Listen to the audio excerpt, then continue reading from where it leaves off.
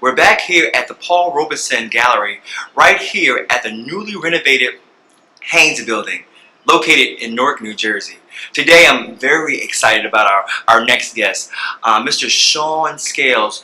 He's from North Carolina and he's a great artist.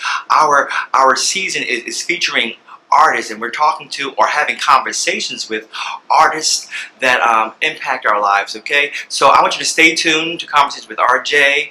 It's going to be a great show.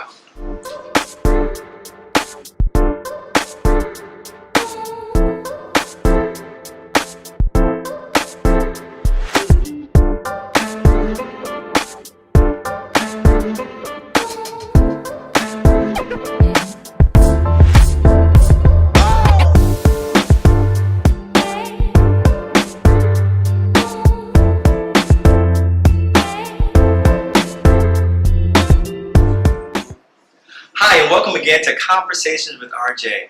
Today I'm excited about my special guest on today, Sean Scales from Charlotte, North Carolina. Welcome, Sean. How are you? It's a pleasure. I'm doing well. Thank you so much for having me. Great. Tell the audience a little bit about yourself. Okay, great. I'm 35 years old. I am a father of two beautiful boys, Sean II and Isaac Van Scales. How you guys doing? Love you guys. I'm 35 years old, as I said. I'm a singer, songwriter, and producer. Son of a preacher man. God rest his soul. But you know, I grew up in the church. You know, the familiar stuff. You know, I kicked him off the piano. I got tired of him. I started playing the drums, and I just kicked him off the piano, and I took over on the piano. As a matter of fact, you stay preaching and let me sing and do the rest of it. And that's where I started honing my skill and my love for music, and you know, developing my writing skills and things of that nature with that platform. So, Okay, Sean. What are some of the influences that you've had in you know, entering gospel music? Influences would be, my mother always played the Williams Brothers, Okay. record players, 45 records and Okay. stuff like Okay. that. So Maybe that. early in the morning, you know, she's putting on the Williams Brothers. So, you know, just developing that feel, you know, for gospel music. But some of the artists that kind of was out the box later that I grew fond of was Commission. Commission. Okay. And you know, I grew fond of them in their style. Right. Key State, legendary Oh, voice. Legendary. Had the Legendary. opportunity to work with him, Right. but his voice is just iconic. Actually, there's not a voice like it. Okay. So I grew fond of his voice, and of course, you know, Fred Hammond. Okay. But some of the musical influences, you know, quartet with the falsetto voice. Right. I grew fond of that. Okay. My father was a soul singer, so he had his Sam Cooke, Okay. Marvin Gaye type thing Right. going on. But then D'Angelo came into the picture. Okay. You know, came into the picture, and because I was singing, you know, kind of like the quartet style, but you know, I kind of felt like there was something different I can do with my falsetto. Right. And one of my friends said, "You sound like this guy," you know. And that was the question I was going to ask. I said, well, who do you kind of like want to sound like when you were growing up? Because sometimes, you know, we kind of pattern ourselves Sure. after people that have influenced us and, Right. and sing like them. So who did you get that from? Dietrich Haddon. Oh, okay. You know, of course, I definitely, you know, my father was a big influence in my life. So, you know, I still Yeah. hear some of those qualities like, yeah, that's dad. Right. I was saying D'Angelo. Right.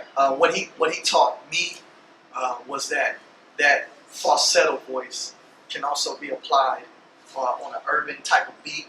Right. It doesn't always have to go like a foot stomping beat. Right. You know, and so I was like, okay, that opened up the diversity or variety that I can bring to my music Okay. to reach artists, you know, to reach the audience in that regard. So, Okay. And that was my next question. What diversity do you feel that you can bring to gospel music? I mean, we have so many different styles of music. sure. But what diversity can you bring? And in bringing that, how, I mean, when you're developing gospel music, apparently you're a writer as well. Yes. What audience are you trying to captivate? Because, you know, we're in church, and we know church. Right. But there is a hurting world outside of the four walls of church. Sure. So how do we get the folks that are not churched involved? How do we engage them Right. into what we're singing about? And how do we speak to the current events that we're going through? How do we speak to sexual harassment? How do we speak to racism? How do we speak to hurting men and women? Because they come to the church and they're looking for answers, and we have to be that answer. So how do we speak to those types of things? Yes, good question. So what I do with my music, and this comes with life experience. Not to be churchy or anything, but Jesus said, "I come that you may have life." So what I try to put in my music is life. Right. And you can't hide. Right. Unfortunately, the industry that I'm in Right. doesn't give me, the convenience of hiding. Right. So although we try to have our clean slate and we want a clean, demeanor, and you want everything to be spick and span, that's not life. Right.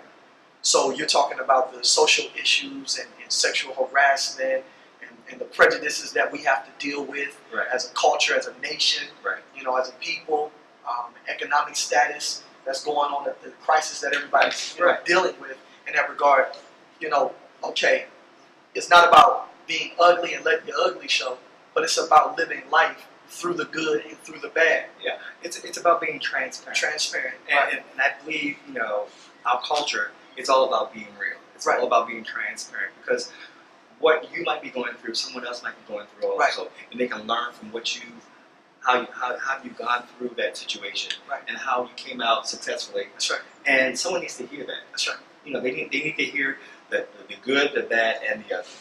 Because I know that your road as a gospel artist has not always been easy. Right. So I want to speak to that part as well, as far as, if there's someone here watching, the question might be, well, how do I get into the gospel industry? Okay. Is gospel industry just a fad that people are just jumping on the bandwagon because it's become popular now? I was speaking to my pastor on my last show, Okay. and I was asking questions about, the collaboration with gospel artists and also secular artists, Okay. like the Tasha Cobbs and Sure. Nicki Minaj and stuff like that. So, and I loved his answer because, it's all about winning souls. It's all about bringing people Right. into. So, Right. if we have to become like, or if we have to do something to encourage them, I'm all for it. So, tell me what your take is on that. In regards to that, I remember a time where gospel music was the standard in terms of influence. Right. When you talked to any secular artist at a span, especially in the 90s. Right. I'm a 90s baby. Okay. But born in 82, but, to me, the best music is the 90s. Right. For all genres. Right. To me. But as I was saying there, we have to basically, we were the standard at one point in terms of our originality. Right.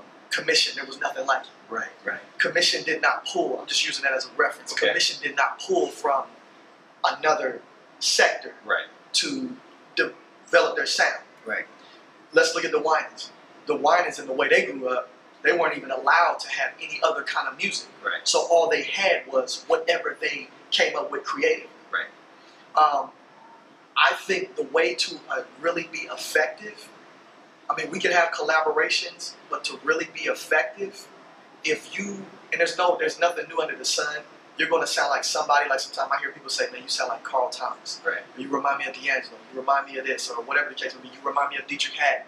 But at the end of the day, when they get done listening, they're like, I don't know Sean, but I felt like I just heard Sean. I still hear you through all of everything you say. I still hear you. I hear your influences, but you shine out the most. But that only comes from when you give yourself fully over to creativity and allowing yourself to shine bright, and don't pull from everybody. Respect them, Right. but don't pull from them. And then you create this thing I call the law of attraction. Okay. Okay? So that's when people want to collaborate with you. Right. That's when they had, ain't no need to worry.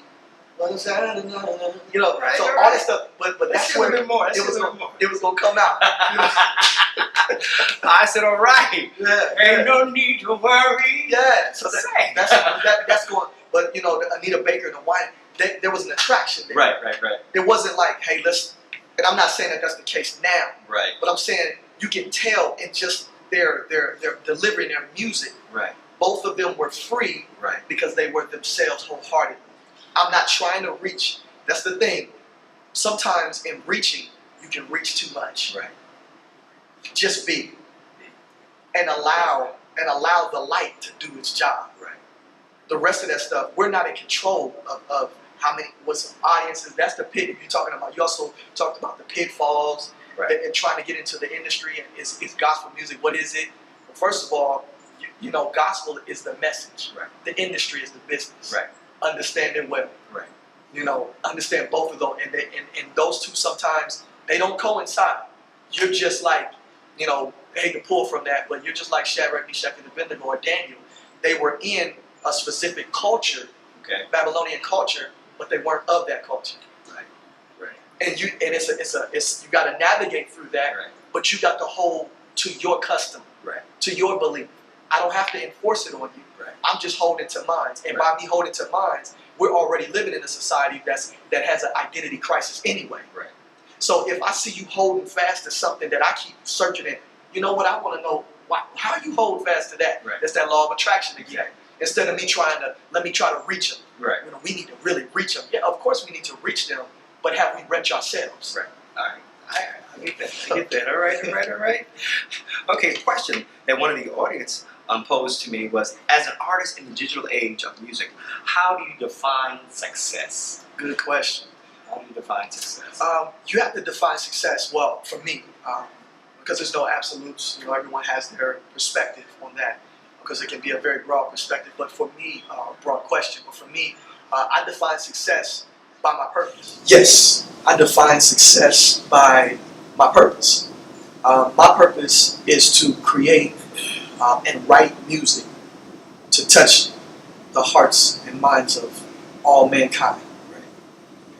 That's one of my purposes. My other purpose is to, minister the word of God, audibly in a preaching format, in a teaching format, in creative ways. I have on my Facebook page, Sean Scales Music. In that regard, I have a Facebook page that I do a segment called Inspirational Moments. Okay. And what I do to get outside of the four walls, which I heard you talking about earlier, Right. I'll take, for example, I'll take a movie like Rudy, the Okay. movie Rudy, and I did a segment on Rudy, how he was getting ready to quit because he couldn't dress. Right. And the janitor had to let him know he's achieved so much Right. in the interim period of trying to achieve his ultimate purpose. Okay. And if he did not achieve what he thought, take a moment and step back, because you've achieved more than that. Right. And so I deliver That's good. those messages of hope, because we're dealing in a society where if we're not fulfilled, or if we're not, once again, we're reaching for what we see. And if we don't obtain what we see, then we think all is lost. Right. People are giving up. Suicide is on an all-time high. I mean, you know, case of depression is on an all-time high. Exactly. The prescription pill business is booming.